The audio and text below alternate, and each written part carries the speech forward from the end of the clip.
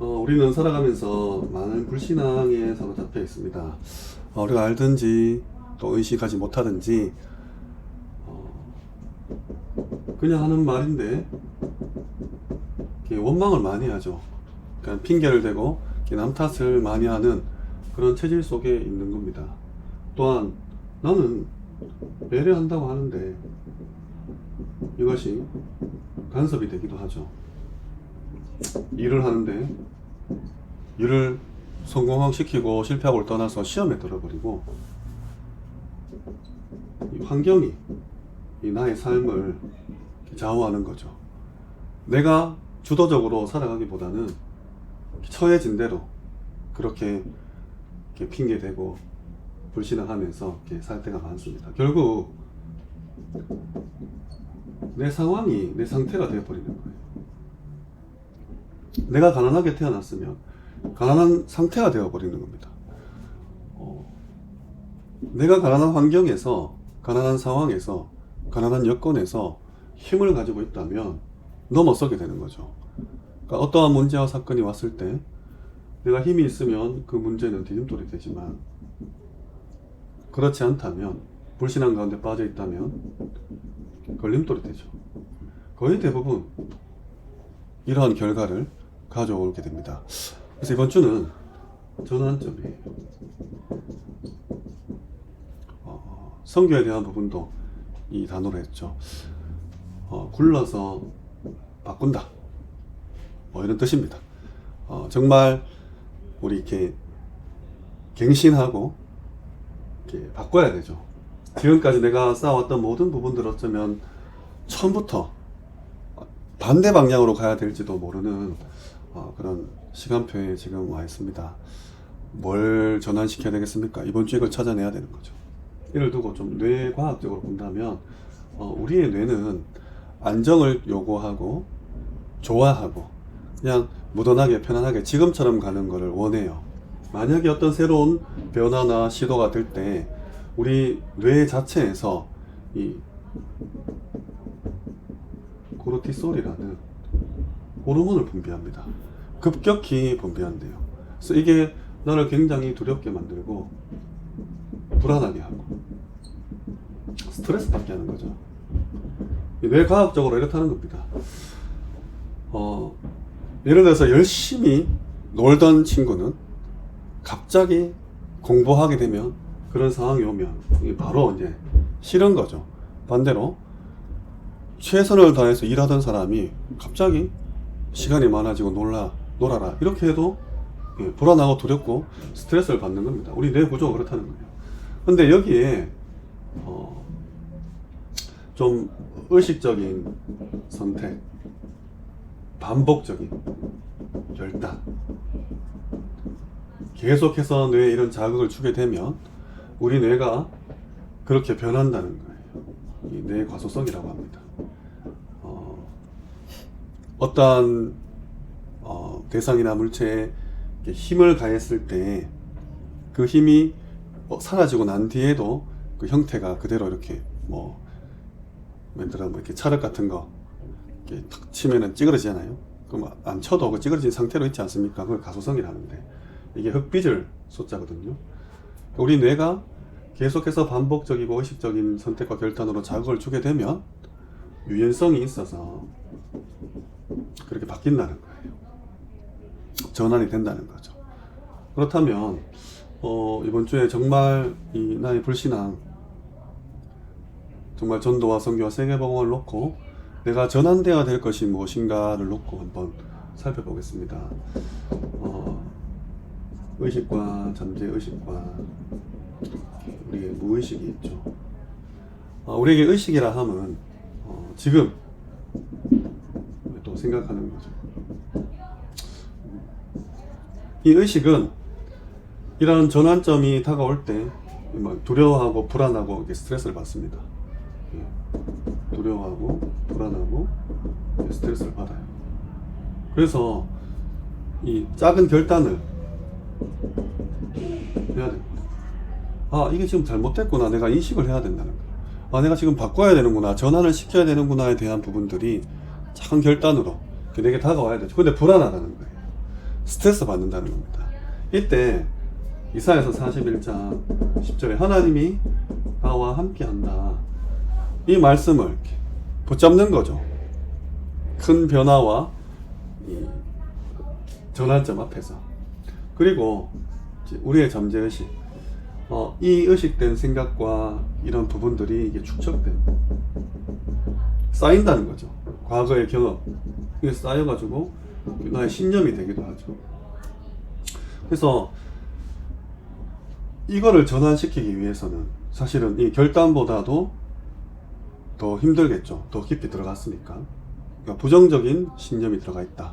그럼 이걸 바꾸기 위해서는 힘들다는 거예요. 근데 우리 뇌 구조상 잠재의식은 좀 습관적 사고와 연결되어 있다 합니다.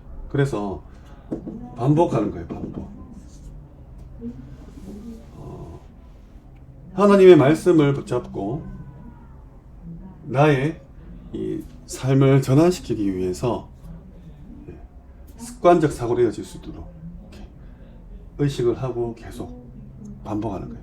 그러니까 우리 뭐 21일의 기적, 또 한 달, 뭐 6주간의 변화, 또 우리 몸은 60개조의 세포로 되어 있는데 하루에 1조 개씩 바뀌거든요.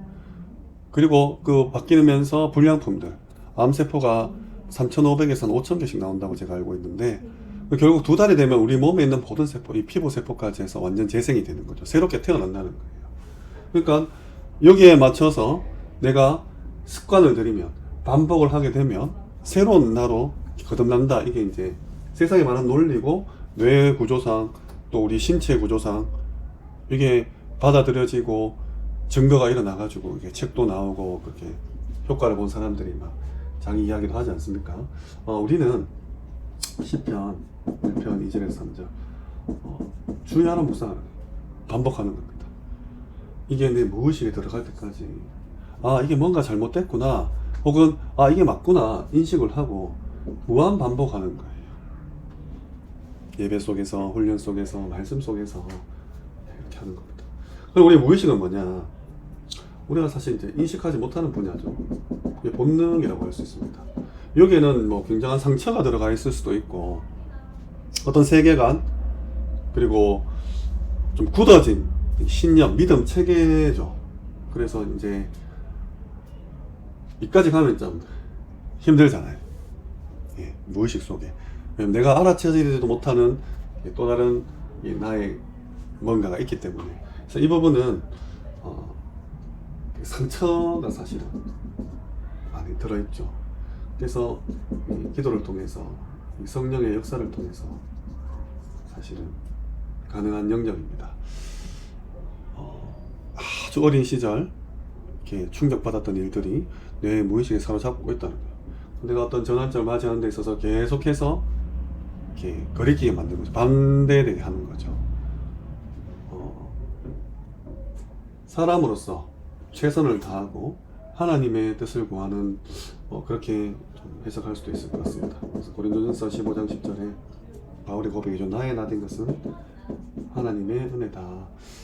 진인사 대천명이라 하죠.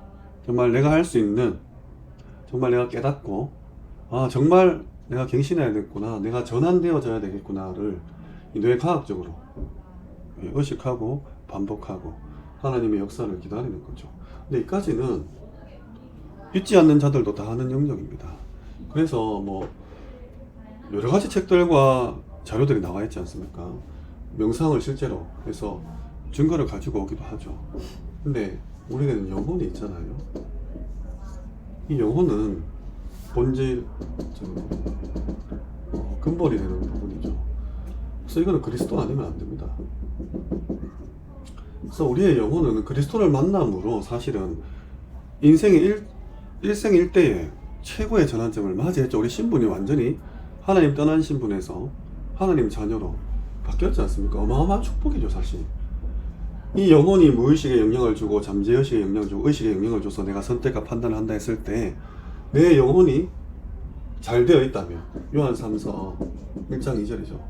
내 영혼이 잘 된 같이 네가 범사에 잘 되고 강건하고 이건 사실은 나잖아요.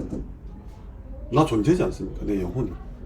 이 뭐 껍데기나 생각, 마음 맞지만 영혼이 나잖아요.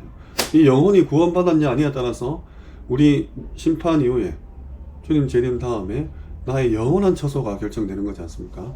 그러니까 죽음 이후까지 연결되어 있는 이 본질적이고 근본적인 부분이죠. 여기 우리 그리스도 담났어요. 근데 우리에게 아직 남아있는 게 있죠. 우리 본질상 진노의 전혀, 옛 체질들, 죄성들, 이런 것들이 남아있어서 우리가 전도와 선교와 세계복음화로 가는 데 있어서 정말 하나님의 뜻과 계획을, 바울도 얘기하지 않습니까? 오라 나는 공고한 자로다.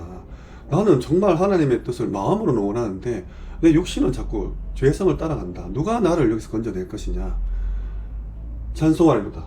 우리 주 하나님께서 나를 통해서 정말 그리스도가 나타나는 그런 삶이 있지 않습니까? 그래서 보통은 이제 구원을 받았지만 아직까지 전환돼야 될 부분들, 불신앙하는 이런 부분들이 남아있는 거죠. 그래서 더러는 하나님이 급하게 손보시기도 합니다. 뭐 덜컥 암에 걸린다거나 교통사고를 나게 하거나 아니면 감옥에 보내버리거나 침대에 눕혀버리거나. 근데 이런 경우 다 이렇게 체험할 수는 없지 않습니까? 다 이렇게 전환점 맞이할 수는 없어요. 정말 예배 속에서, 말씀 속에서 정상적으로 돼야 좋죠. 왜냐면 이렇게 바로 이렇게 건드린 사람들은 너무 좀 이렇게 특수한 경우가 많아요.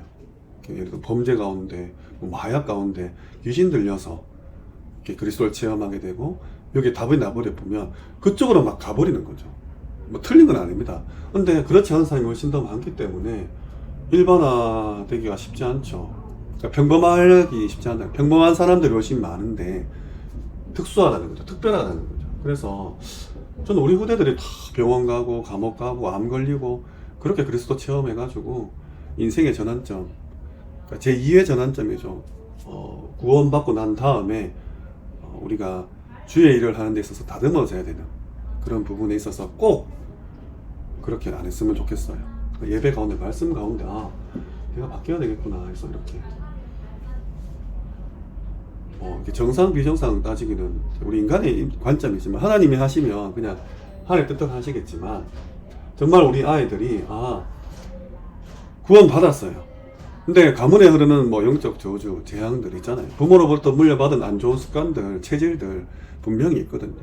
이 부분들이 정말 내가 전도와 선교의 관점으로 갱신되어지는, 전환되어지는 그 길을 하나님이 함께 하심으로, 내가 말씀을 주야로 묵상함으로 하나님의 은혜가 내게 임함으로 이렇게 전환되어졌으면 한다는 마음이죠. 그래서 이번 주에 이거 찾아내야 됩니다. 내가 이거 좀 전환시켜야 되겠다. 나 지금 너무 선교와 거리가 멀구나. 내가 뭐 한나라 품고 기도한다고 하지만, 내가 신앙생활 하고 있지만 여전히 나는 이거 생각하면 스트레스 받죠. 지금 잘하고 있는데 있다니까요. 갱신해야 될 부분들이. 그리고 이를 위한 실천사, 반복해야 될 것을 찾아내야 돼요. 내가 너무 나태하다. 내가 너무 게으르다. 내가 너무 더럽게 산다. 내가 너무 돈을 함부로 쓴다. 내가 정말 안 치운다. 안 씻는다. 노력하지 않는다. 공부하지 않는다. 사업을 임할 때도, 학업을 임할 때도 내가 전환돼야 될 게 있거든요. 상황이 완전 나의 상태를 사로잡아가지고 불신앙 가운데 있는 부분들이 있다니까. 내 상태가 힘을 얻어서 딛고 날아갈 수, 디딤돌이 될 수 있을 만큼 인생의 전환점이 와야 됩니다. 준비된 세계의 전환점 이렇게 말씀 받았죠. 24, 25 영혼도 받고 팀에 대한 응답도 이렇게 말씀으로 흘러나왔습니다. 가장 먼저 내가 변해야 돼요.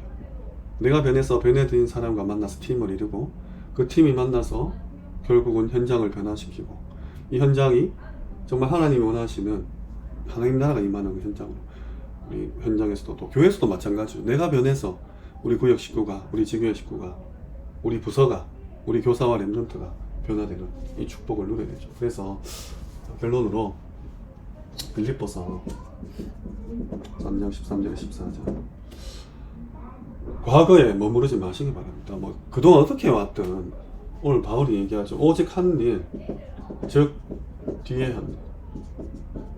뒤에 있는 것은 내가 잊어버린다. 앞에 있는 것은 그냥 표대를 향해 나 달려간다 했어요. 뭐 어제까지 잘한 거, 어제까지 잘한 거니까. 오늘부터는 새로운 또 말을 주셨지 않습니까? 그리고 에레미야 29장 11절에 우리가 일을 하고자 하면 당장 두려움이 와요. 뇌 과학적으로도 불안한 그런 스트레스 호르몬이 나온다 하잖아요. 재앙이 아니다. 하나님이 전환점 이용해 주시는 이 길들은 물론 고난과 역경과 어려움이 따를 수 있죠. 아니 그 갱신한다는 자체가 스트레스인데 그렇지 않습니까? 근데 내가 너에게 주는 것은 평안이라 했어요. 미래라 했어요. 소망이라 했습니다. 희망이라 했습니다. 그리고 이사야 43장 19절입니다. 하나님께서는 새 일을 행하세요. 새 길을 주십니다. 또 광야의 길을 이렇게 사막의 강을 인도하십니다. 하나님께서 우리가 전환하고자 할 때, 정말 갱신하고자 할 때 이거 주세요. 그래서 우리 후대들이 정말 이미 부모로부터 받은, 또 학교, 세상, 미디어를 통해서 받은 것들이 쌓여 있거든요. 가지고 태어났고 그대로 또 흘러가서 이 부분들을 제대로 전환되는 한 주간 되시기를 주님의 이름으로 축원합니다.